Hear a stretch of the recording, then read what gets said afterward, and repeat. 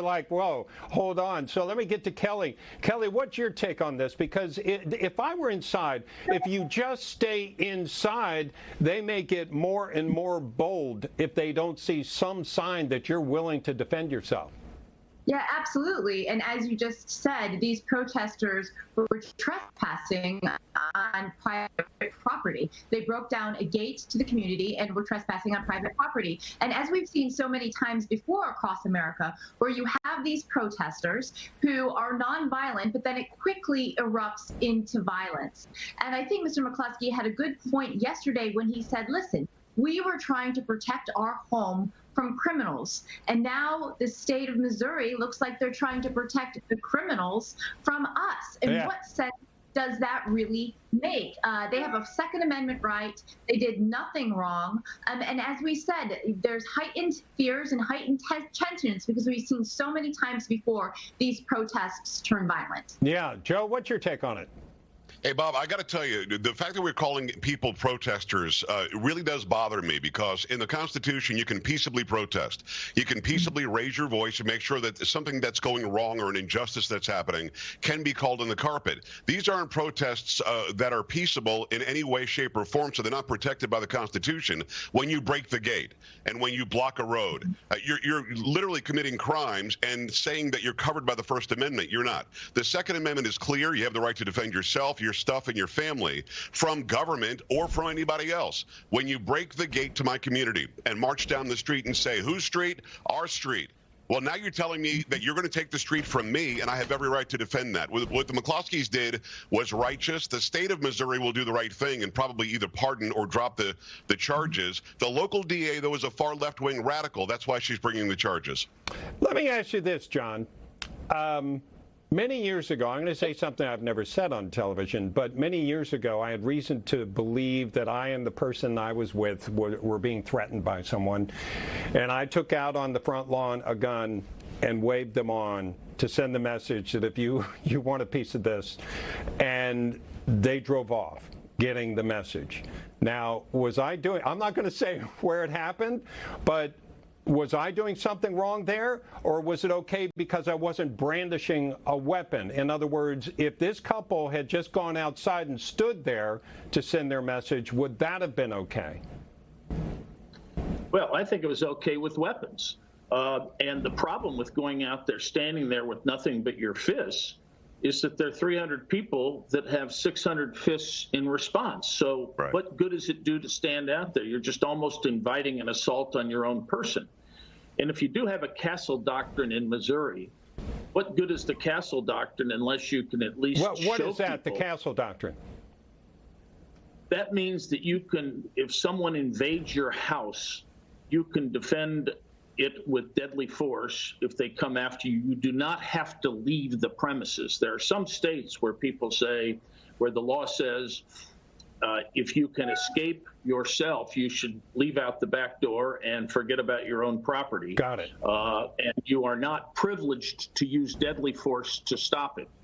Under the Castle Doctrine, somebody invades your house, you don't have to run. You can stand there and defend yourself, and if they come after you, you can shoot them. That is manslaughter in some states, but if you can escape. Yeah, but in the Castle, I guess there's something to the effect that you're not supposed to take more action or more reaction than is being imposed on you. Is that right?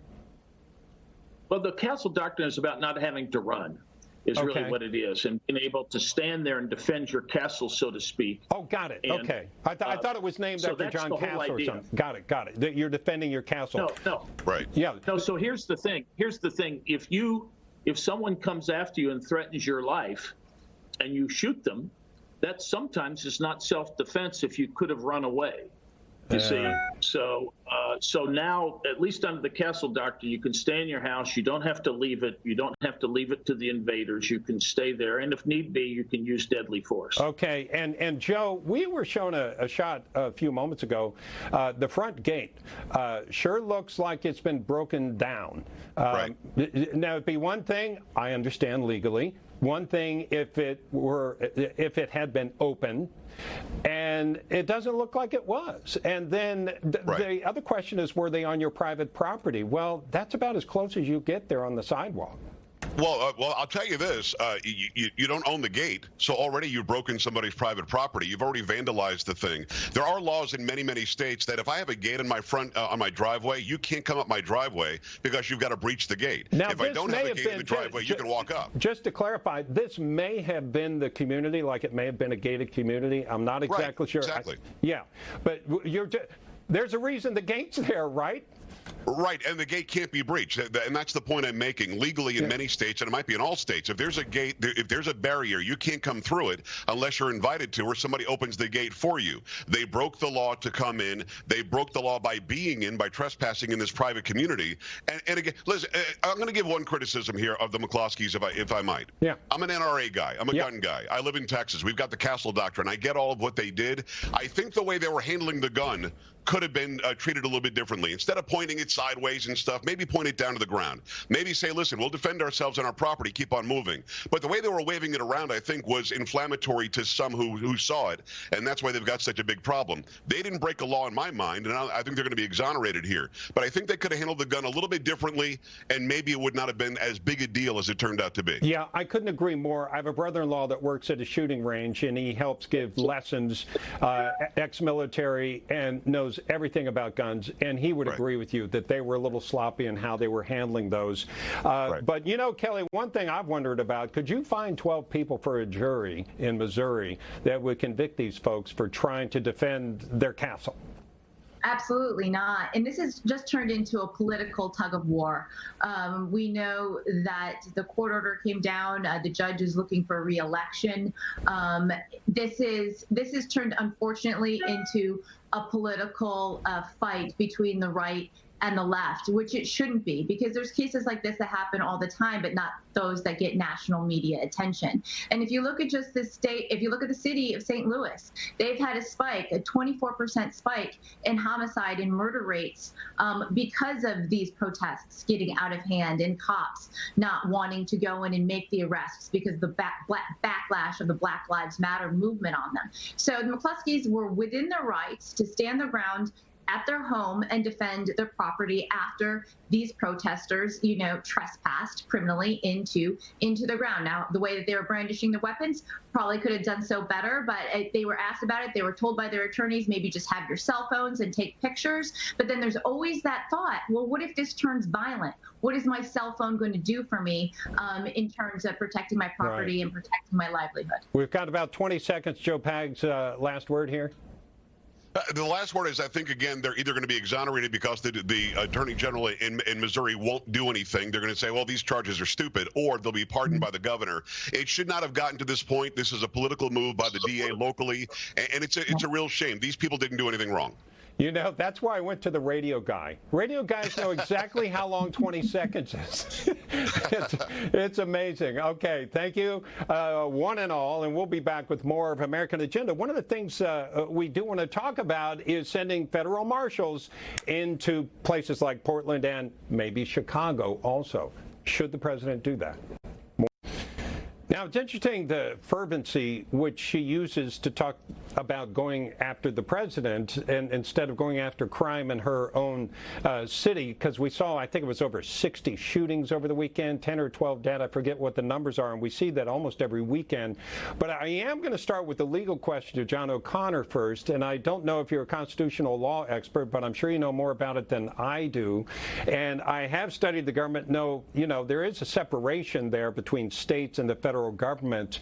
How do you read the president's right and ability to send in federal marshals to impose some sort of law enforcement where it looks like it's needed politically? Well, let me just say this. For people who think that somehow what President Trump is suggesting is unconstitutional, know nothing about the history of our Constitution. It was signed, it was enacted specifically and got the anti-federalist sign-off on it specifically because there was no federal militia that could stop a riot. The Constitution is a tale of two rebellions. Shays' rebellion before the Constitution was signed was out of control, and the local militia could not control it. It was an anti-tax rebellion. That impelled the Constitution that gave the president power as commander-in-chief over a national militia. After the Constitution was signed and after the Bill of Rights came into play, we had the Whiskey Rebellion, and George Washington got on his horse with a bunch of troops and went up to western Pennsylvania and did some serious law enforcement himself. The president arrested 30 people himself, drove hundreds of rebels out. So the notion that the federal government cannot intervene in cases where the states cannot handle law enforcement, cannot put down a rebellion, is absurd. Well, what about the question, John, just before we get into the political issues, the legal question of whether the governor or the mayor, especially the governor, should ask for that help, or whether the president can impose it regardless? Well, politically, the governor should ask, and the president should ask to be respectful of state comity, of federalism, should wait. That's political, that's ethical, that's polite. But if he needs to, he can bring in troops regardless. Okay, he has fair federal enough. Supremacy. It's a supremacy clause. The supremacy clause. Okay. Kelly, what's your take on what's going on here? Let's talk about the politics a little bit. Yeah, so, I mean, in the case of Portland, you have federal buildings, federal courthouses that are being defaced and rioted against. And it is up to the federal government to protect federal buildings. And the mayor of Portland has clearly said that he's not going to protect these buildings, and these are federal buildings. So the U.S. Federal government, the president, is well within his rights to deploy DHS or whatever resources we have to secure these buildings. So that's point number one. Point number two, when it comes to Chicago, I thought that was so curious how the mayor deflected the question on gun control. Chicago has the most stringent gun control regulations of pretty much any other city in the country.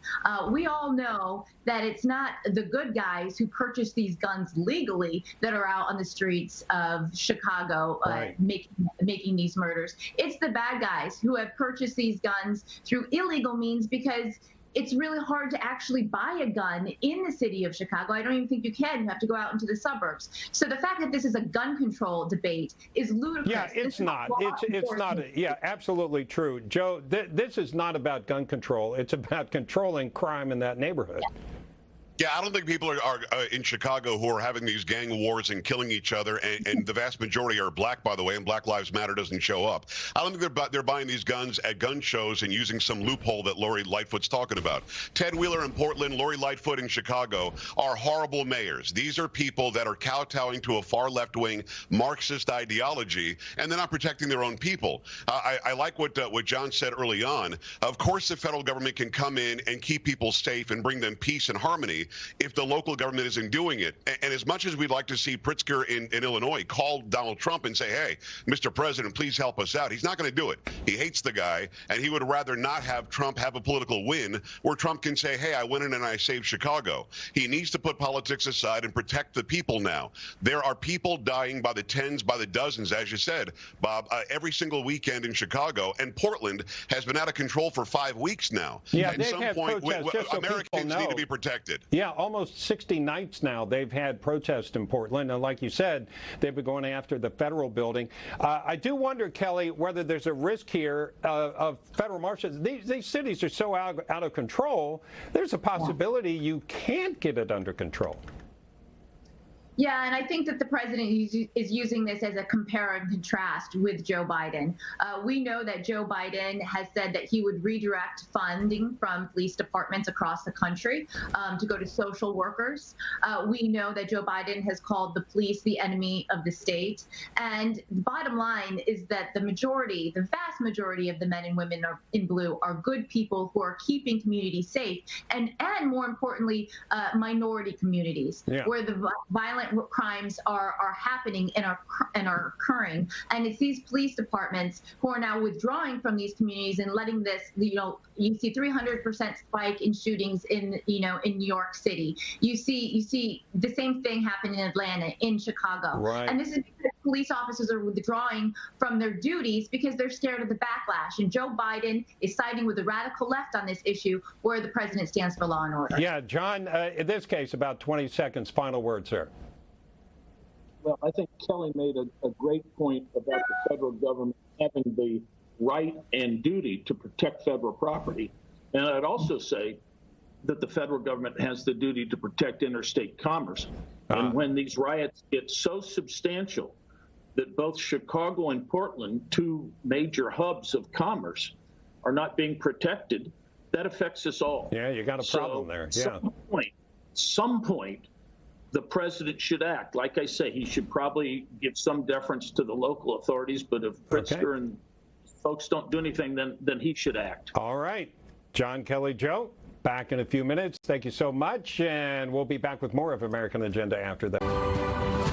Welcome back to American Agenda. President Trump has announced that he will be bringing back his coronavirus briefings amid a new surge in cases around the country. The first one since April will be tonight at 5 p.m. What can we expect from these briefings? I'll start with you, Kelly. I guess he stopped doing them for some reason, and that rationale must have changed. What do you think is going on here? Well, what is going on is we see in poll after poll that coronavirus tops voters' lists as their number one issue. And so that has not abated. And that tops things like the economy, law and order, issues that the president would like to address and draw a contrast with Joe Biden. But first, the White House needs to get the narrative correct on the coronavirus and lay out the facts and cut through, quite frankly, some of the fake news that is there in terms of cases and testing and whatnot. So this gives them an opportunity to set the record straight. Would I prefer it be not in the Rose Garden? Yes. I think you're going to see a much shorter briefing where the president will lead it off. It should last 30 minutes. And hopefully there won't be so much back and forth with questions because, quite frankly, the White House press corps is very hostile and likes to get off topic. And these briefings are meant to show the American public that the administration has got this under control and to reassure them through these troubling times. Joe, how does he accomplish that? Well, I think that he comes out and he very succinctly just explains the numbers. Here's the testing. Here's the mortality rate. Here are the number of cases. Here's what we're doing. Here's the effectiveness of hydroxychloroquine or something else. And I agree that there's no way he should stand there for 2 hours and take questions because these reporters are trying to get a Twitter moment. They're trying to get some sort of a moment where they can make themselves a name and make him look bad in the eyes of their followers. So he goes out, he gives information, shares the stage with the experts, has Mike Pence maybe update the task force, and then get out of Dodge. I think that these updates are very, very necessary, and people want them. What they don't want is that back and forth, as Kelly said, for 2 hours. Yeah, John, it sounds like the idea that Joe was just expressing is to have this more choreographed and have it less out of control. Well, that's right, because when you let it get out of control, and the president loves to duke it out with people, that's not what people want right now. They're afraid, their futures are uncertain.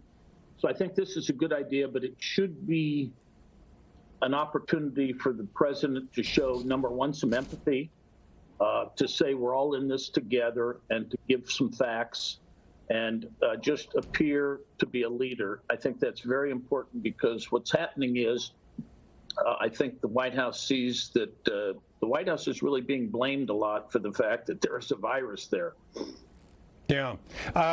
Kelly, it does seem to me there's a great opportunity here. I mean, the president obviously misses going out and talking to his fervent fans to go out to rallies. That looks like maybe that's not going to happen all that much. This is an opportunity for him to communicate. And what's the best thing for him to do politically here? Well, it's to reassure the Americans that the federal government is doing everything that they can to curb it and to make sure that everyone's safe. I would like to see him get outside the Rose Garden and actually go to hospitals. He did go to Walter Reed the other day, but go to hospitals that are receiving, ventilators and PPE from the federal government.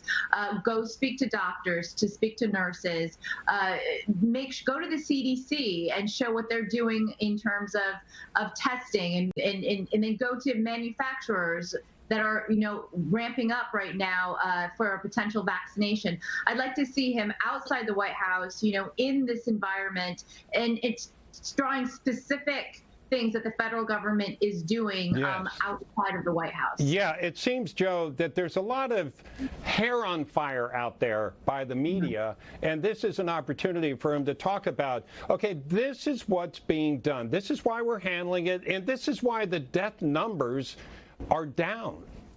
Yeah, and they're down a lot. And I want to sort of piggyback on the angle that you took, Bob. It's an interesting one. What does he do politically? Nothing. Don't do anything politically. Don't mention Joe Biden. Don't mention the economy. Don't mention manufacturing. Don't mention unemployment. Go there and give us real numbers. Show the empathy. Have you met Donald Trump? Yes. Yeah, no, I've interviewed him at the White House. Do you think he can do that? I mean, that's the advice. I hope he can. Do you think he can? I hope he can, because his most fervent supporters, like me, don't really want to hear the campaign speech when he's talking about COVID-19. Right. What we want to know is, can we go back to school? Can we go to the grocery store and not wear a mask? Yeah, John, and that's something we saw, John, a lot of patting on the back in the early ones. Maybe he stops that. And it's like Joe and Kelly are talking about. Stay on the facts, stay on the approach, because there's a lot of positive to talk about. That's right. If he makes the COVID problem about him, it's not a good thing. It shouldn't be about him, and that's the president's natural personality, to make everything about him. And he's got to stay calm, empathetic, and be leading the posse, is really what he should be doing. He's part of the people. We all have a problem. Let's solve this together. And if he does that, he's got 15 weeks or so to make his case to the American people, and he really does need to pivot. I would be the first to say that. Yeah. Joe, Kelly, John, a pleasure talking to all of you. Thank you so much for joining us today. And folks, we'll be back with more of American